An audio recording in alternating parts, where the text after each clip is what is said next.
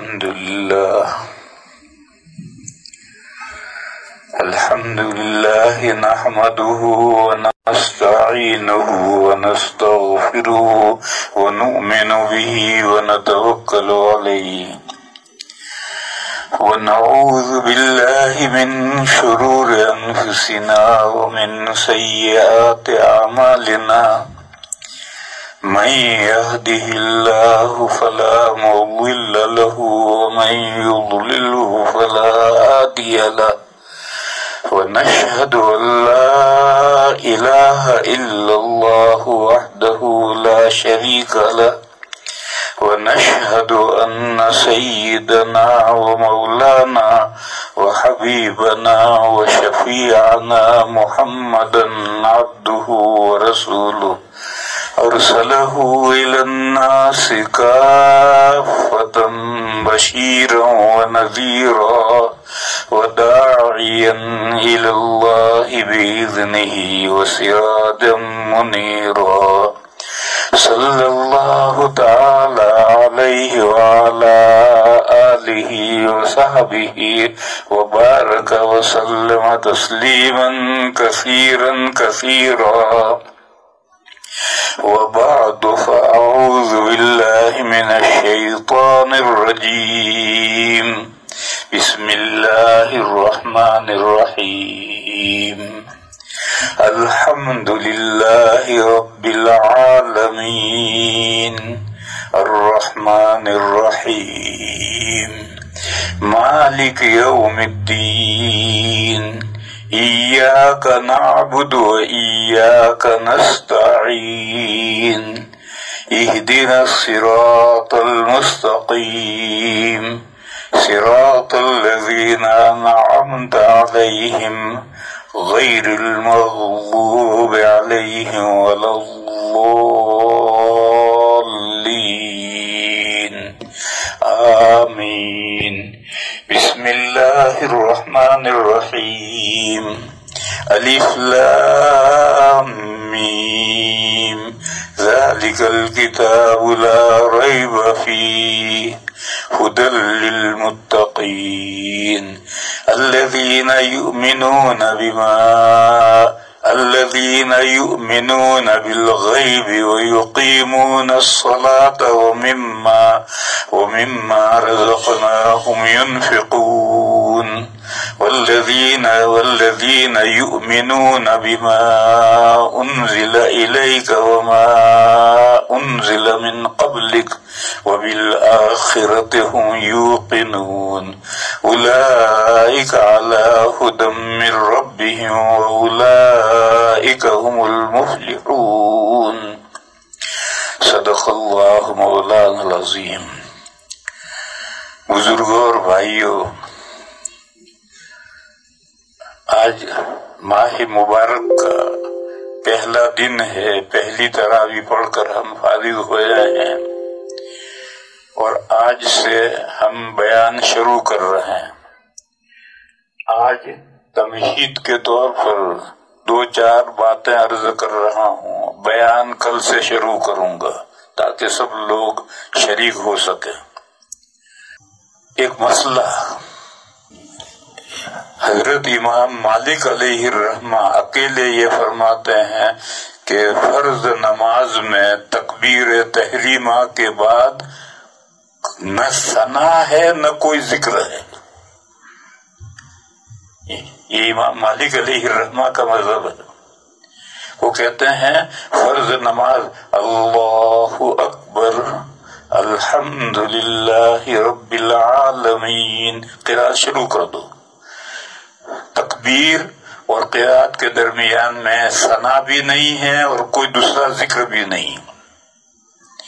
امام مالک علیہ الرحمہ کے علاوہ دوسرے جو 3 امام ہیں وہ کہتے ہیں کہ نہیں، ذکر ہے۔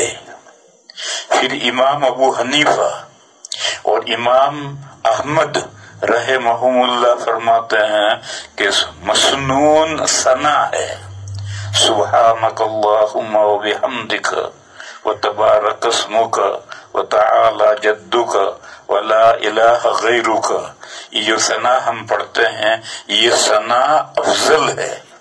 کوئی دوسرا ذکر کرنا چاہو کر سکتے ہو، لیکن یہ ذکر افضل ہے. اور حضرت امام شافعی علیہ الرحمہ فرماتے ہیں کہ دعائے توجیہ یا دعا اللہم باعد بینی و بین خطایایا، یہ دو لمبی دعائیں ہیں. یا تو اللہم انی وجہت وجہی للذی فطر السماوات والارض، یہ دعائے توجیہ ہے، لمبی ہے، اسے پڑھو، یہ افضل ہے. اور دوسرا قول ان کا یہ ہے کہ اللہم باعد بین خطایایا، یہ دعا لمبی ہے، یہ پڑھنا افضل ہے. یہ جو اختلاف ہے اس میں دو جگہ پر سمجھنے کی بات ہے. ایک تو یہ کہ امام مالک علیہ الرحمہ کیوں انکار کرتے ہیں. دوسرے تین ائمہ جب دعا یا ثنا کو مانتے ہیں تو امام مالک علیہ الرحمہ کیوں انکار کرتے ہیں. ایک تو مسئلہ یہ سمجھنے کا ہے. دوسرا مسئلہ یہ سمجھنا ہے کہ دو امام ثنا کو افضل کہتے ہیں، اور امام شافعی علیہ الرحمہ اس دعائے توجیہ کو یا اللہ مباعد کی دعا کو افضل کہتے ہیں. یہ کیوں ہے؟ وجہ اس میں اختلاف کی وجہ کیا؟ حضرت امام مالک علیہ الرحمہ کی دلیل بخاری شریف کی یہ حدیث ہے، اور ترمذی میں بھی ہے، اور سبھی بنیادی کتابوں میں ہے کہ نبی پاک صلی اللہ علیہ وسلم اور ابو بکر اور عمر رضی اللہ تعالی عنہم یہ نماز شروع کیا کرتے تھے الحمدللہ رب العالمین سے. تو امام مالک کہتے ہیں کہ اللہ اکبر تکبیر تحریمہ کہو اور اس کے بعد میں الحمدللہ رب العالمین سے نماز پڑھنا شروع کر دو. حضور بھی اسی طرح نماز شروع کرتے تھے، ابو بکر بھی اسی طرح نماز شروع کرتے تھے، عمر بھی اسی طرح سے نماز شروع کرتے تھے. تو ان کی دلیل یہ ہے، اور حدیث بہت مضبوط ہے، بخاری کی حدیث ہے، ترمذی میں بھی حدیث ہے. دوسرے تین امام کہتے ہیں کہ ایک مرتبہ بصرے سے ایک وفد آیا طالب علموں کا. حضرت عمر رضی اللہ تعالی عنہ کا دور خلافت تھا، اور ان طالبہ نے کہا کہ ہم نماز سیکھنے کے لیے آئے ہیں. تو حضرت عمر رضی اللہ تعالی عنہ نے اس کے بعد نماز پڑھائی، تو نماز میں ہر وہ بات جو سرن کہی جاتی تھی اسے جہرن پڑھا، تاکہ یہ طالب علم سن کر کے نماز سیکھیں. اس دن حضرت عمر نے اللہ اکبر کے بعد ثنا پڑھی تھی. اس سے دو باتیں نکلی. ایک بات تو یہ نکلی کہ ذکر ہے، اگر ذکر نہ ہوتا حضرت عمر نے فرض نماز پڑھائی تھی، اور اس میں ہر چیز جہرن پڑھی تھی، اس میں ثنا بھی جہرن پڑھی. تو اگر یہاں ذکر نہ ہوتا تو حضرت عمر یہاں ثنا نہ پڑھتے. دوسری بات یہ کہ ثنا افضل ہے، اسی لیے جو دوسری دعائیں امام شافعی علیہ الرحمہ جو دعائیں کہتے ہیں وہ بھی صحیح روایتوں میں دعائیں ہیں، لیکن وہ نفلوں کے لیے ہیں اور تہجد کے لیے ہیں، فرضوں کے لیے یہ دعا ہے. حضرت عمر نے فرض میں یہی ثنا پڑھی تھی. پھر دوسری وجہ حضرت شاہ ولی اللہ صاحب علیہ الرحمہ نے ذکر کی ہے. حضرت شاہ ولی اللہ صاحب علیہ الرحمہ نے حجت اللہ البالغہ میں یہ لکھا ہے کہ شریعت خواص کے لیے تو لمبی لمبی دعائیں رکھتی ہے اور عوام کے لیے بہت چھوٹی، تاکہ عوام اسے یاد کر سکیں، پڑھ سکیں. اور حضرت نے مثال دی کہ رکوع کے لیے سبحان ربی العظیم ذکر رکھا، یہ قرآن میں آیا ہے، وہ رکھا ہے. اور رکوع میں چونکہ ٹھہرانا ہے تو کہا کم سے کم 3 مرتبہ یہی کہو. 3 مرتبہ کا جتنا لمبا ذکر نہیں بتایا، سبحان ربی العظیم اسی کو 3 مرتبہ کہو. اور سجدے میں سبحان ربی الاعلیٰ کہو، یہ بھی قرآن میں آیا ہے. اور اس سے لمبا ذکر نہیں بتایا، یہ کہا سجدے میں 3 مرتبہ کم سے کم یہ ذکر کرو. تو عوام کے لیے نماز سب کو پڑھنی ہے، خواص کو بھی پڑھنی ہے، عوام کو بھی پڑھنی ہے، اس لیے یہ ثنا چھوٹا ذکر ہے. لیے یہ عام مسلمانوں کے لیے یہ بہتر ہے تاکہ لوگ آسانی سے اسے یاد کر سکیں، پڑھ سکیں۔ اور وہ جو اللہم انی وجہت وجہیہ ہے یا اللہم باعد بین خطایا ہے، یہ بہت لمبا ذکر ہے، عوام کے لیے یاد کرنا بھی مشکل ہے، مجھے ہی یاد نہیں پورا ہے، عوام کے لیے اس کا یاد کرنا بھی مشکل ہے۔ اس لیے حنفیہ نے اور حنابلہ نے، امام ابو حنیفہ نے اور امام احمد رحمہ اللہ نے کہا کہ ثنا افضل ہے، اور امام شافعی علیہ الرحمہ نے کہا کہ وہ جو تو دعائے توجیہ ہے اور دعائے باعد ہے وہ اس کی روایت اعلیٰ درجے کی ہیں، صحیح ہیں، اور اصح ما فی الباب کو ائمہ لیتے ہیں، تو اس قاعدے سے امام شافعی رحمۃ اللہ علیہ نے وہ دعائیں لی، اور امام ابو حنیفہ اور امام احمد نے ان دو چیزوں کو سامنے رکھ کر کے یہ ذکر پسند کیا۔ تو ایک بات تو یہ ہے۔ دوسری بات یہ ہے کہ یہ جو امام مالک علیہ الرحمہ جو حدیث پیش کرتے ہیں اس کا کیا جواب ہے کہ حضور اور صحابہ ابو بکر اور عمر نماز شروع کرتے تھے الحمدللہ رب العالمین سے، اس کا کیا جواب ہے؟ اس کا جواب یہ ہے کہ الحمدللہ رب العالمین سے جو قرات ہے وہ تو فرض اور واجب ہے، اور اس سے پہلے جو ثنا ہے وہ ضروری نہیں ہے، سنت ہے، اگر نہ بھی کرو تو اس سے کوئی فرق نہیں پڑتا۔ جیسا کہ آج کل ہمارے حافظ کہاں ثنا پڑھی انہوں نے، اللہ اکبر کہا، میری آدھی ثنا بھی نہیں ہوئی اور انہوں نے جو کام شروع کر دیا، تو کوئی حرج نہیں، وہ کوئی فرض تو نہیں ہے، فرض تو سورہ فاتحہ اور آگے کا فرض یہ ہے۔ سوال ہے کہ پھر جب فرض نہیں ہے تو ہے کیوں؟ یہ نقطہ مجھے اصل سمجھانا ہے کہ جب فرض نہیں ہے تو یہ ہے کیوں؟ اس کی وجہ یہ ہے کہ مقتدیوں کو امام کے قراءت شروع کرنے سے پہلے تکبیر تحریمہ کہہ کر نماز میں شامل ہو جانا چاہیے۔ اب اگر امام اللہ اکبر کہہ کر فوراً قراءت شروع کر دے گا تو بعض مقتدی ابھی نیت باندھتے رہ جائیں گے، ابھی نماز میں وہ شامل بھی نہیں ہوئے اور یہاں قراءت شروع ہو گئی۔ اس لیے یہ مسنون ذکر رہا کہ امام تکبیر تحریمہ کر کے یہ مسنون ذکر کرے تو اتنی دیر میں وہ سب نیت باندھ کر کے تکبیر تحریمہ کر کے نماز میں شامل ہو جائیں گے تو شروع سے قراءت نماز میں سن سکیں گے۔ یہ حکمت ہے اس کی، اس مسنون ذکر رکھنے کی۔ تو اس لیے یہی حکمت یہاں بھی ہے کہ آج ہم اگر بات آگے بڑھا دیں گے، شروع کر دیں گے تو ابھی لوگوں کو پتہ ہی نہیں ہے، اس لیے ہم ادھر ادھر کی تھوڑی باتیں کر لیں تاکہ سب لوگوں کو پتہ چل جائے تو کل قاعدے سے لوگ شریک ہو جائیں۔ آج پروگرام ہے 10 بجے بیان شروع کرنے کا، آج 10:05 پر ہماری تراویح ختم ہوئی، اس لیے پروگرام یہ بنایا ہے کہ کل ہمیں جلدی شروع کریں گے، 8:20 پر تراویح شروع کر دیں گے اور ٹھیک 10 بجے بیان شروع کریں گے، اس لیے آج بیان شروع نہیں کر رہے، ادھر ادھر کی باتیں کر رہے۔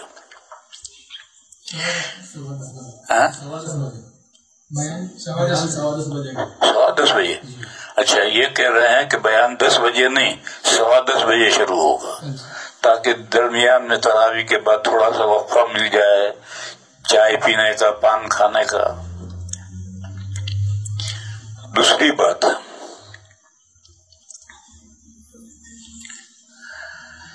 واٹس ایپ پر میں نے ایک مولوی کا بیان پڑھا، اس نے یہ کہا، اس نے یہ بیان دیا کہ حدیث شریف میں یہ ہے کہ جب ثریا ستارہ طلوع ہوگا تو دنیا میں سے سب بیماریاں ختم ہو جائیں گی، تو یہ جو کورونا ہے یہ بھی ختم ہو جائے گا۔ پھر اس نے یہ کہا کہ ثریا ستارہ طلوع ہوگا 12 مئی کو، یہ میں نے واٹس ایپ پر ایک مولانا صاحب کی تقریر کی تھی، یہ ساری تقریر غلط ہے، لیکن آج میں نے ایک بڑے حضرت کا، حضرت مفتی شعیب اللہ خان صاحب دامت برکاتہم بنگلور میں ہوتے ہیں اور ایک مدرسے کے محتمم ہیں، اور جلال آباد کے جو حضرت مولانا مسیح اللہ خان صاحب تھے ان کے خلیفہ ہیں، بہت مضبوط جید عالم ہیں۔ ان کا میں نے ایک بیان پڑھا، انہوں نے بھی کھینچ تان کر کے یہی بات کہنے کی کوشش کی ہے، کیونکہ حدیث تو جو بخاری مسلم میں حدیث ہے، بخاری میں تو حدیث نہیں ہے، مسلم میں حدیث ہے، اس کے لیے فلاں کتاب میں اور فلاں کتاب میں، اور اترتے اترتے ابن عقیل کی کتاب الضعفاء تک چلے گئے، اور وہاں سے روایت لا کر کے انہوں نے بھی یہ ثابت کیا کہ سورج یا ستارہ جب نکلتا ہے تو دنیا کی ساری بیماریاں ختم ہو جاتی ہیں، لہذا کورونا بھی ختم ہو جائے گا۔ یہ حضرت بڑے آدمی کی بات ہے، لیکن یہ بھی غلط ہے۔ وہ جو مولانا صاحب کا بیان میں نے پڑھا تھا تو معلوم نہیں کون تھے، وہ تو غلط تھی، یہ بھی غلط ہے، اس کو سمجھو اچھی طرح سے۔ حدیثوں میں کچھ حدیثیں ایسی ہوتی ہیں کہ جو بظاہر عام نظر آتی ہیں مگر حقیقت میں وہ خاص ہوتی ہیں، اور بعض حدیثیں جو خاص ہوتی ہیں وہ حقیقت میں عام ہوتی ہیں۔ قرآن میں بھی ایسا ہے اور حدیثوں میں بھی ایسا ہے، انداز بیان خاص ہے اور مراد عام ہے۔ جیسے قرآن کریم میں سورہ احزاب میں آیت ہے فَلَمَّا قَضَىٰ زَيْدٌ مِّنْهَا وَطَرًا،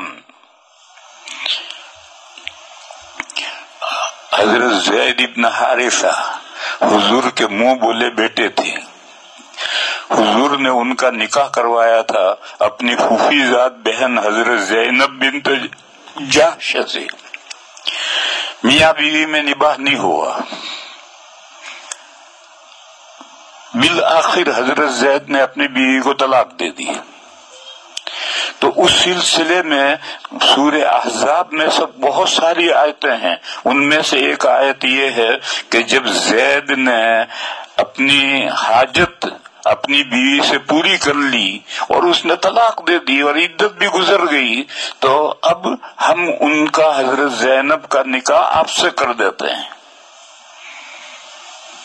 تو اب یہ آیت حضرت زید کے تعلق سے آئی ہے، لیکن مسئلہ ساری امت کے لیے ہی ہے۔ تو کبھی نص ہوتی ہے خاص انداز پر اور حکم ہوتا ہے عام۔ اسی طریقے پر کبھی اس کا برعکس ہوتا ہے کہ نص ہے عام اور حکم ہے خاص۔ اس کی مثال ہے، ایک مشہور حدیث ہے الائمۃ من قریش، مسلمانوں کا جو سربراہ اعظم ہے امیر المومنین وہ قریش ہی میں سے ہونا چاہیے، الائمۃ من قریش۔ اور اس حدیث کو خاص سمجھا جاتا رہا ایک لمبے زمانے تک، خلفائے بنو عباسیہ کی حکومت جب تک رہی وہاں تک یہی سمجھے کہ پوری دنیا میں امیر المومنین قریشی کا ہونا چاہیے، غیر قریشی خلیفہ نہیں ہو سکتا۔ لیکن 7ویں صدی میں خلافت عباسیہ ختم اور فاطمیوں کی، شیعوں کی حکومت مصر میں قائم ہو گئی۔ تو اب مسئلہ یہ پیدا ہوا کہ حدیث تو یہ کہتے کہ الائمۃ من قریش، اور اب تو آج دنیا میں کوئی قریشی امیر المومنین نہیں ہے، سب غیر قریشی ہیں، تو پھر اس حدیث کا کیا مطلب ہے؟ تو لوگوں نے کہا کہ یہ حدیث بظاہر خاص ہے کہ قریش ہی میں سے امیر المومنین ہونا چاہیے، لیکن یہ بظاہر عام ہے کہ ہر زمانے میں اور پوری دنیا میں اور ہر زمانے میں خلیفہ اور امیر المومنین قریش میں سے ہونا چاہیے۔ حدیث عام ہے مگر عام نہیں، خاص ہے۔ وہ خاص کیا ہے؟ نبی پاک صلی اللہ علیہ وسلم کی وفات کے بعد کئی مسائل میں اختلاف ہوا تھا، اور ان مسائل میں نبی پاک صلی اللہ علیہ وسلم نے پہلے سے پیشین گوئی فرمائی تھی۔ مثلا یہ مسئلہ اختلافی ہوا کہ حضور پاک صلی اللہ علیہ وسلم کی تدفین کہاں ہو. کچھ لوگوں نے کہا کہ حضور کا وطن مکہ ہے، لہذا جنازہ مکہ لے جا کر مکہ میں دفن کریں. کچھ لوگوں نے کہا کہ انبیاء کی سرزمین فلسطین ہے، لہذا حضور کا جنازہ فلسطین لے جا کر وہاں دفن کریں. کسی نے کہا کہ حضور ہجرت کر کے مدینہ آئے ہیں، لہذا مدینہ میں جنازہ دفن کیا جائے. یہ سب اختلاف ہوا. اس وقت حضرت ابو بکر صدیق رضی اللہ تعالیٰ عنہ جو خلیفہ بن گئے تھے، انہوں نے حدیث سنائی کہ میں نے حضور سے ایک حدیث سنی ہے اور وہ مجھے ایسی یاد ہے جیسا میں نے ابھی سنی ہو. حضور نے فرمایا کہ اللہ تعالیٰ ہر پیغمبر کی روح وہاں قبض کرتے ہیں جہاں اس کو دفن ہونا پسند ہوتا ہے. اب یہ حدیث سامنے آ گئی. تو ٹھیک جس چارپائی پر حضور کی وفات ہوئی تھی اسی کے نیچے قبر کھدی اور وہیں حضور کی تدفین ہوئی. تو اس گویا حدیث میں اشارہ تھا اور اس اشارے کے مطابق دفن ہوئی. اب یہ تو انبیاء سے تعلق ہے، اس کا عام مسلمانوں سے کوئی تعلق نہیں ہے. میں تو سمجھانا ہی چاہتا ہوں کہ بعض حدیثوں میں پیشن گوئیوں کے طور پر ہوتی ہے. کبھی ایسا بھی ہوا ہے کہ پیشن گوئی کے طور پر حدیث ہوتی ہے مگر بات واضح نہیں ہوتی ہے، تو اللہ تعالیٰ اس کا فیصلہ کرتے ہیں. یہ مسئلہ اختلافی ہوا کہ حضور کو کیسے نہلایا جائے. کوئی کہتا تھا کہ کپڑے پہنے نہلاؤ، کوئی کہتا تھا کہ جیسے عام اموات کپڑے نکال کر کے نہلاتے ہیں اس طرح سے نہلاؤ. یہ سب کمرے میں جہاں حضور کی جنازہ رکھا ہوا ہے وہاں بیٹھے ہوئے سب صحابہ بیٹھے یہ مسئلہ بات کر رہے اور بیٹھے سب کو اونگ آنے لگی. جب سارے اونگنے لگے تو کسی نے کمرے کے کونے سے کسی نے کہا کہ حضور کو کپڑے پہنے ہوئے نہلاؤ. سب کی آنکھ کھل گئی اور سب نے آواز سنی. تو یوں بھی اللہ فیصلہ کرتے ہیں. اسی طرح سے قبر بنانے کی دو صورتیں ہیں. ایک قبر ہوتی ہے بغلی ہوتی ہے اور ایک قبر ہوتی ہے شق ہوتی ہے، صندوقچی ہوتی ہے. ہمارے یہاں دیوبند میں صندوقچی بنتی ہے اور دوسری جگہ پر کہیں بغلی بنتی ہے. تو یہ اختلاف ہوا کہ حضور کی قبر کیسی بنائی جائے. تو کسی نے ایک حدیث آئی سامنے، حضور نے فرمایا کہ اللہ لنا والشق لغیرنا، لحد ہمارے لیے ہے اور شق ہمارے علاوہ کے لیے ہے. یہ حدیث بھی سامنے تھی مگر جائز تو دونوں طرح کی قبریں ہیں. پھر لغیرنا کہ مانے ہندوؤں کے لیے ہے غیر مسلموں کے لیے ہے تو مطلب ہے نہیں. اور مدینہ میں دو صحابی تھے، ایک لحد بنانے کے ماہر تھے، ایک شق بنانے کے ماہر تھے. تو آخر میں فیصلہ یہ ہوا کہ دو آدمی بھیجو، ایک ان کو بلانے کے لیے ایک ان کو بلانے کے لیے، جو پہلے آ جائے وہ اپنا کام کرے. چنانچہ دو آدمی گئے تو جو شق بنانے تھے وہ گھر ملے ہی نہیں اور جو لحد بنانے تھے وہ آئے اور انہوں نے حضور کی خبر میں لحد بنائی.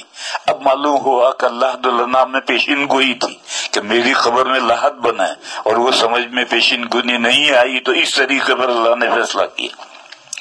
بہرحال میں یہ مثالیں دے رہا ہوں اس کا کہ بعض پیشین گوئیاں ہوتی ہیں. نبی پاک صلی اللہ علیہ وسلم کی وفات کے بعد میں یہ مسئلہ انصار نے کھڑا کیا. انصار نے کہا منا امیر و منکم امیر، ہم انصار میں سے ایک امیر اور مہاجرین میں سے ایک امیر، دو امت کے دو امیر المومنین. اس وقت حضرت صدیق اکبر نے یہ حدیث پیش کی اور یہ کہا کہ نہیں، دو امیر المومنین نہیں ہوں گے، الائمۃ من قریش، ائمہ ایک نہیں، جتنے دن تک امامت کا سلسلہ چلے گا امام قریش میں سے ہوگا اور ایک ہوگا. چنانچہ سب کی سمجھ میں بات آ گئی اور سب نے حضرت ابو بکر صدیق رضی اللہ تعالی عنہ کے ہاتھ پر بیعت کر لی، اور ایک لمبے زمانے تک 700 سال تک امام قریش میں سے ہوتا آیا۔ لیکن یہ مسئلہ نہیں ہے بلکہ پیشن گوئی ہے۔ مسئلہ تو آج ایک بات درمیان میں ایک بات کہوں، یہ جو شیعہ ہیں وہ شیعہ یہ کہتے ہیں کہ امیر المومنین ہاشمی ہونا چاہیے، یعنی حضرت ہاشم کی اولاد میں، حضرت علی کی اولاد میں امیر المومنین ہونا چاہیے۔ یہ صحیح نہیں ہے۔ اس پر رد کرنے والوں نے یہ کہا کہ اگر اسلام میں یہ شرط ہے کہ امیر المومنین ہاشمی ہے ہونا چاہیے تو پھر اس کا مطلب یہ ہے کہ اسلام عالمگیر مذہب نہیں ہے۔ یہ خاندان کا قیامت تک کے لیے ایک خاندان کا امیر المومنین ہوگا تو عالمگیر مذہب کہاں ہوا؟ تو اسی طریقے پر اگر امیر المومنین قریشی ہونا چاہیے تو ساری دنیا میں قریشی کہاں سے لاؤ گے؟ اور قریشی ہونا ضروری ہے تو پھر اسلام عالمگیر مذہب کہاں رہا؟ 700 سال کے بعد میں جب خلافت کا نظام بکھر گیا اور فاطمی خلیفہ بن گئے تب سے مسئلہ یہ حدیث پیچھے چلی گئی۔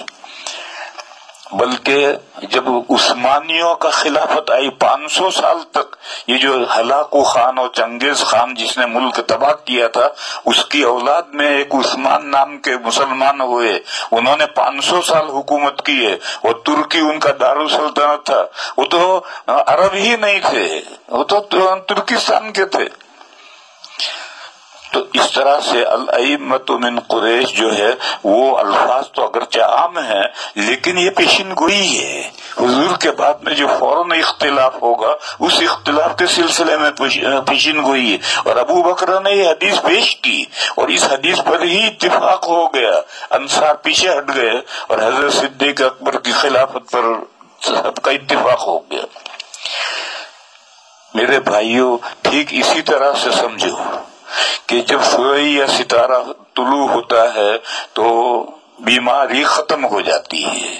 یہ حدیث بظاہر عام ہے، اور یہ جو مولانا صاحب واٹس ایپ پر تقریر کر رہے تھے انہوں نے جو استدلال کیا اور حضرت مفتی صاحب نے جو استدلال کیا اپنے فتوے میں یا اپنے مضمون میں، اس کو حدیث کو عام کر کے دنیا سے ہر بیماری ختم ہو جاتی ہے۔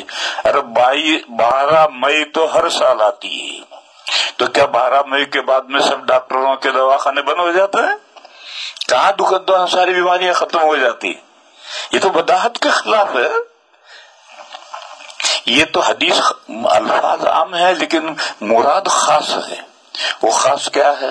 مسلم شریف میں جہاں یہ حدیث ہے وہاں یہ مضمون ہے کہ مدینہ کے لوگ پھل بیچا کرتے تھے، اور پھل بھی ہر پھل نہیں، امرود، آم نہیں، صرف کھجور کے پھل بیچا کرتے تھے۔ جب پھول آ جاتے تھے وہ شروع میں ابھی پھل نمودار بھی نہیں ہوا اور بیچ دیتے تھے، پھر پھلوں میں کھجوروں میں بیماریاں آتی تھی، تو بعد میں پھر جھگڑے ہوتے تھے۔ خریدار کہتا تھا کہ مجھے آمدنی نہیں ہوئی، باغ کا مالک کہتا ہے کہ میں کیا جانوں تیری آمدنی ہوئی یا نہیں، لاؤ میرے پیسے۔ یہ جھگڑے بہت حضور کی خدمت میں آئے تو حضور نے لوگوں سے کہا، مشورہ دیا، وہ بھی مسئلہ نہیں۔ بخاری شریف میں حضرت زید بن ثابت کی روایت ہے کہ حضور نے کل مشورے کے طور پر فرمایا کہ جب تم جھگڑوں سے باز نہیں آتے تو بدو صلاح سے پہلے کھجوریں بیچو ہی مت۔ بدو صلاح کا مطلب کھجوریں کارآمد ہو جائیں۔ کھجور جب درخت پر آتی ہے تو پہلے ہرے رنگ کی ہوتی ہے، جو گھاس کا رنگ ہوتا ہے اسی رنگ کی ہوتی ہے، پھر اس کے بعد میں یا تو پیلی پڑتی ہے یا سرخ ہو جاتی ہے۔ اب جب پیلی پڑ گئی یا سرخ ہو گئی اس وقت اب بیماریاں نہیں آئے گی، اس میں اب کارآمد ہوگی۔ اب کھانا چاہیں تو کسیلی تو لگے گی مگر کھا بھی سکتے ہیں، جیسے آم ہوتا ہے ابھی کچا ہوتا ہے تو لا کر کے اس کو کچمبر بناتے ہیں، چٹنی بناتے ہیں، کھانے کے قابل ہو جاتا ہے، تو ایسے کھجور بھی کھانے کے قابل ہو جاتی ہے، اگرچہ کچھ بہت مزیدار تو نہیں ہوتی۔ تو حضور نے فرمایا کہ کارآمد ہونا جب تک ظاہر نہ ہو اس سے پہلے مت بیچو، اور یہ بھی مشورہ تھا، مسئلہ نہیں تھا۔ اسی سلسلے کی یہ حدیث ہے کہ نبی پاک صلی اللہ علیہ وسلم نے فرمایا کہ جب ثریا ستارہ طلوع ہو جائے تو اب بیماری ختم، یعنی کھجوروں کی میں جو بیماری آتی تھی وہ ختم، ساری دنیا کی بیماریاں مراد نہیں ہے، کھجوروں کی بیماریاں ختم، لہذا ثریا ستارے کے بعد میں پھر اب بیچ سکتے ہو، کھجوروں کو بیچو۔ اور وہ ثریا ستارہ طلوع ہونے کا کیا مطلب ہے؟ ثریا ستارہ بہت سارے چھوٹے چھوٹے ستاروں کا ایک گچھا ہے،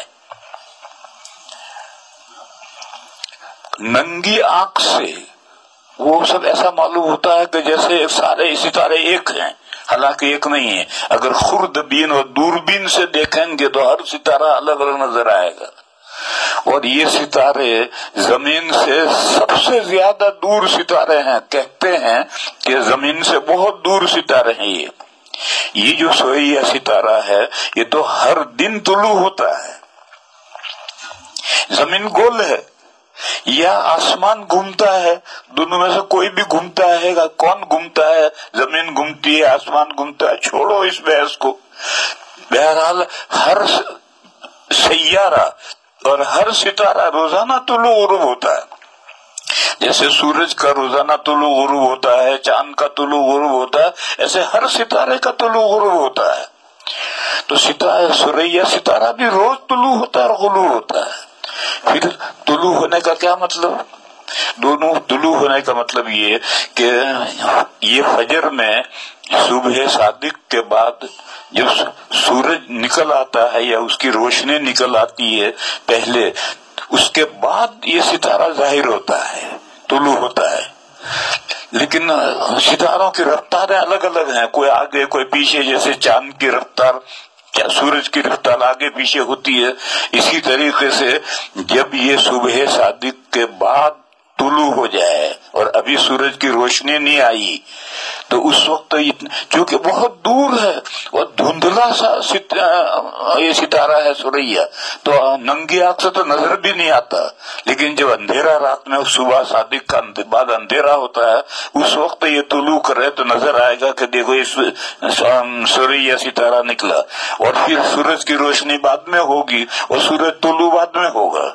تو جب یہ سورج سے پہلے طلوع ہو تو اب کھجوروں کی بیماریاں ختم، اب کھجوریں بیچو، یہ حدیث شریف کا مطلب ہے۔ اور میں نے کہا کہ یہ تو بدیہی بات ہے، 12 مئی تو ہر سال آتی ہے اور ستارہ یہ اس دن ہر سال طلوع ہوتا ہے، پھر اس کے بعد کہاں دنیا میں ساری بیماریاں ختم ہو جاتی ہیں اور کہاں سارے ڈاکٹرز ہو جاتے ہیں اور کہاں ساری دواخانے بند ہو جاتے ہیں۔ یہ تو کھجوروں کے تعلق سے یہ حدیث شریف ہے۔ اور حضرت مفتی صاحب دامت برکاتہم نے جس انداز سے مضمون کو لکھا ہے وہ محدثانہ طرز نہیں، محدثانہ طرز یہ ہے کہ اگر کوئی حدیث شریف ہے اور اس کے لیے اگر آپ کو کوئی متابع چاہیے تو متابع بھی کم سے کم اس اصل حدیث کے برابر کے درجے کا متابع چاہیے، اس سے کم نہیں ہونا چاہیے۔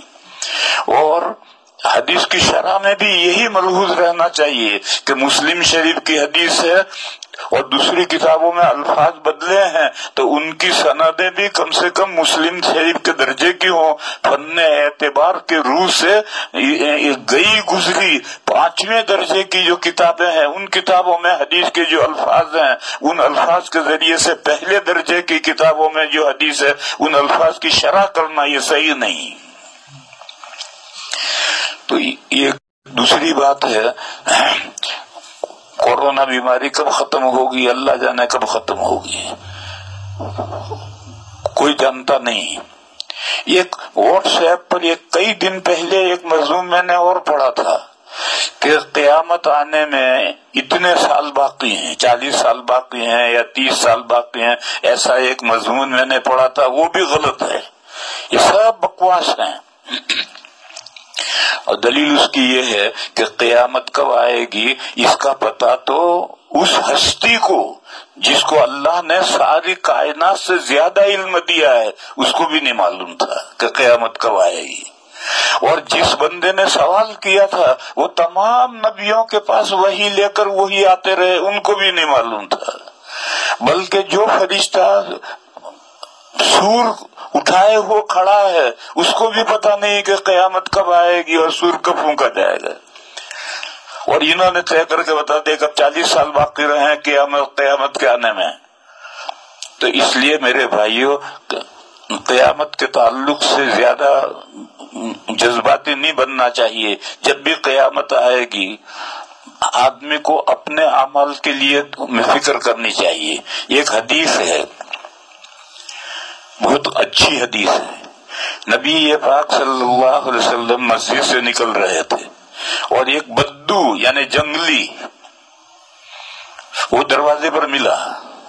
اس نے، یہ جو بدو ہوتے ہیں دیہاتی نہیں، دیہاتی تو شہری ہو گئے ہیں اب، یہ تو جنگلی بالکل، جن کو لوگوں سے کوئی تعلق نہیں، جنگل کے رہنے والے، ان میں کوئی تہذیب نہیں ہوتی ہے.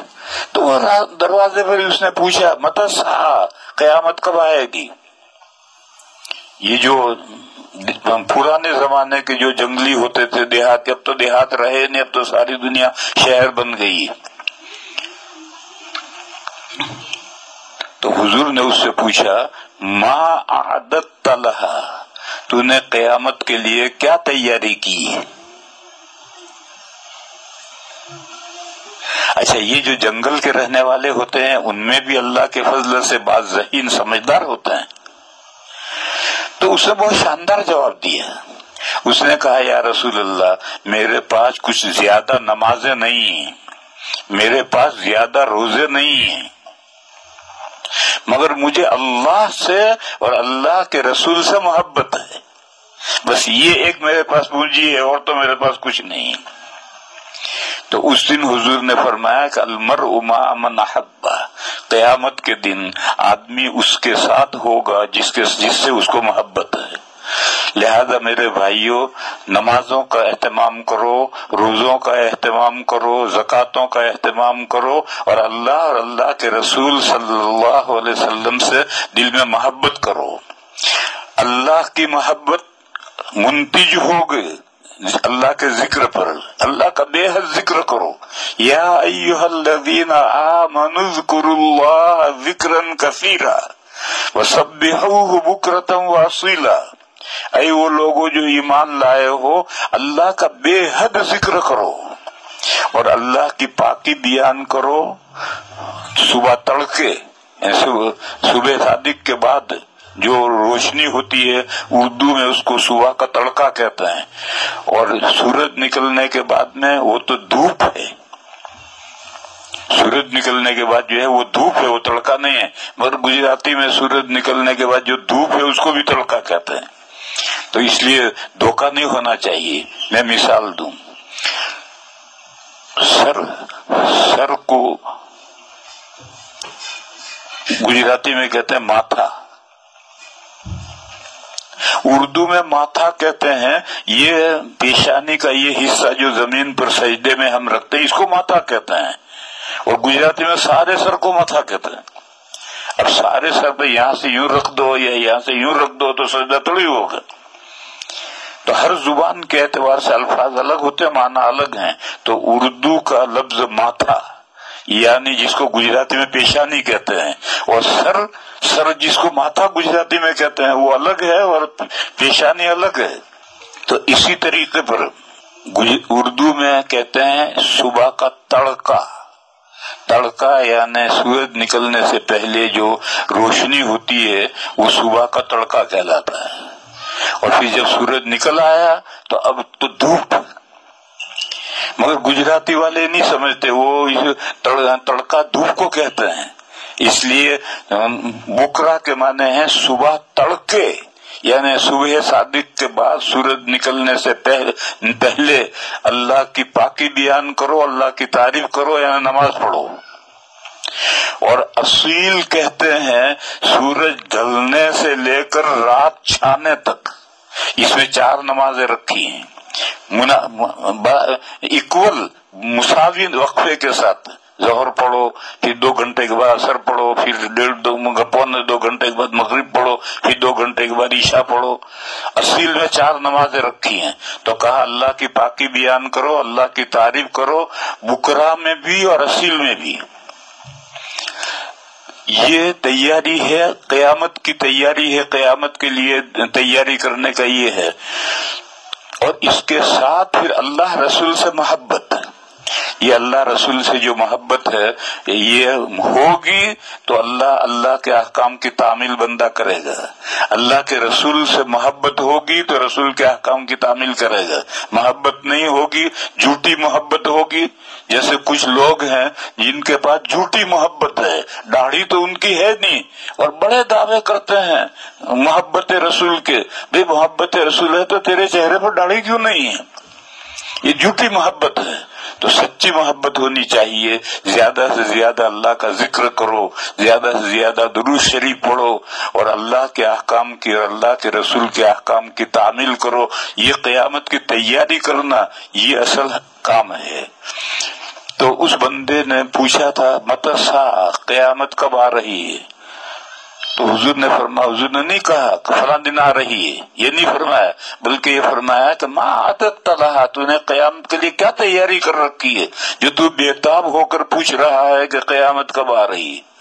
تو اس نے بہت شاندار جواب دیا اور حضور نے فرمایا کہ المرء مع من احب۔ صحابہ بہت خوش ہوئے کیونکہ تمام صحابہ کو حضور سے بے پناہ محبت تھی اور دنیا میں تو ساتھ تھا ہی، آخرت میں ساتھ ہوگا یا نہیں ہوگا اس حدیث سے معلوم ہوا کہ آخرت میں بھی ساتھ ہوگا۔ میرے بزرگوں اور بھائیوں، قیامت کا انتظار تو یہ یہودی کرتے ہیں، ہمیں تو یہ تعلیم ہے کہ ہر نماز کے بعد دجال سے پناہ چاہو۔ ہم کیوں انتظار کریں دجال کا؟ دجال آئے گا اس کے بعد ہی تو قیامت آئے گی، ہمیں تو اس سے پناہ چاہنے کا حکم ہے۔ ہر آدمی کو یہ نماز پڑھ کہ اللہ مجھے دجال سے اور دجال کے فتنے سے محفوظ رکھ، یہ دعا کرنی چاہیے۔ اور یہ جو یہودی ہیں ان کے نزدیک حضرت عیسیٰ علیہ السلام وہ تو مسیح، وہ دجال تھے اور وہ اپنے خیال کے مطابق انہوں نے ان کو سولی پر چڑھایا اور مسیح ہدایت کا وہ انتظار کر رہے ہیں۔ لندن میں پورے یورپ کے سب سے بڑا پادری تھا، اس سے میری ملاقات ہوئی تو میں نے اس سے پوچھا کہ تم اپنے عقائد لکھ کر مجھے دو، کیا تمہارے عقیدے ہیں؟ تو اس نے کہا بعد میں دوں گا میں۔ پھر بعد میں اس نے بھیجے وہ عقیدے، چھپے ہوئے عقیدے بھیجے، تو 7 عقیدے تو اللہ کے تعلق سے ہیں اور 6 عقیدے دوسرے ہیں رسالت کے تعلق سے ہیں۔ اس میں جو آخری عقیدہ اس نے لکھا کہ جوئش کا مسیح آنے والا ہے، یہودیوں کا جو مسیح ہدایت ہے وہ آنے والا ہے اور وہ اس کا بے تابی سے انتظار کر رہے ہیں، اس کی ساری تیاریاں کر رہے ہیں، وہ پیلی گائے بھی ڈھونڈ رہے ہیں اور پتہ نہیں کیا کیا کر رہے ہیں، ساری دنیا کو ایک کرنے کے لیے محنتیں بھی کر رہے ہیں تاکہ ان کا دجال آئے تو ساری دنیا میں وہ بھٹک سکے، گھوم سکے۔ ہم کو کیا آفت آئی ہے، کیا مصیبت آئی ہے کہ ہم دجال کے اور قیامت کے انتظار میں کہ مہدی کب آئیں گے اور عیسیٰ علیہ السلام کب آئیں گے؟ ارے بھائی جو کچھ ہونا ہے وہ وقت پر ہوتا رہے گا۔ تو اپنی فکر، ہم کو اپنی فکر کرنی ہے، اپنی نمازیں، اپنے روزے، اپنی زکاتیں، اپنا ذکر، اپنی اللہ اور اللہ کے رسول سے محبت، یہ سب چیزیں اپنی فکر کرو، زیادہ ان چیزوں میں مت پڑو۔